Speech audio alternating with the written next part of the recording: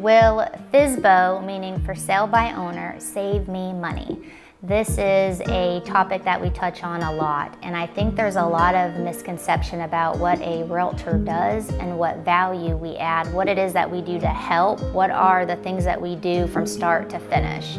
So to begin with, usually a seller has had a bad experience with another realtor or real estate agent in the past, so they've chosen to do it themselves. Or there's this misconception that selling a home costs more money than they realize. So to start with, typically, if you actually take what the home was going to be listed for and we show them what it actually costs for us to assist in that, usually we can overcome that because there's this misconception of what that value is. But also, it's very interesting because when you list for sale by owner, where do you decide you're going to get the value from? Does Zillow tell you? Zillow, the entity that's never actually stepped foot in your home, or the tax assessor. So a lot of times, actually, you're leaving money on the table, and that money could also help pay for that cost. But it is very easy to stick a sign in the front yard and have people want to purchase, especially in this market. Our inventory is still low and people have specific things that they want in a home. So I would never stop somebody from trying to sell it themselves. The issue is signs in the yard, buyer comes in, I want to purchase it. What do you do? So now you're trying to have an attorney write up a contract for you, and then who does that contract represent? But even further than that is there are so many points of negotiation throughout this process to get us to the closing table, factors to consider, how much earnest money you're going to hold to make sure that you are wrapping up that property. How's that earnest money going to be distributed should you decide you don't want to sell anymore or the buyer decide that they don't want to purchase?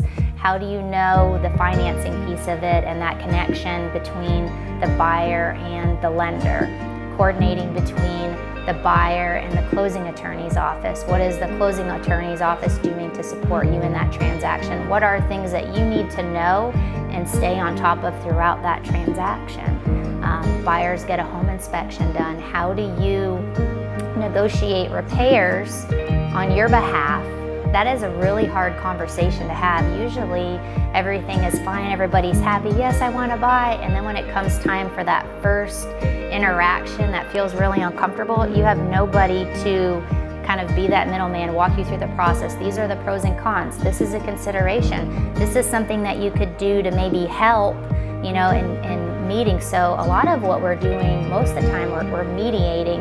It's not my buyer or my seller. It's, here is the situation. This is what the need is here. This is what the need is here. And you're helping create that moment where you come together and you have an understanding of what each party needs. And then you're taking each one of those steps to make sure that that transaction is smooth. Going through the appraisal process, making sure the title work comes back, making sure that you have receipts, that the repairs that were done by a professional, and that there's warranties behind some of those. There are so many pieces to make sure that when you get handed those keys, that you feel confident that one, that you paid true value for that home, that if there were any repairs done, that those repairs were done, well, and that you feel good that this home is solid and it's what you want. So long story short, because that is a very lengthy explanation, talk to your realtor, talk to a trusted advisor, talk to somebody that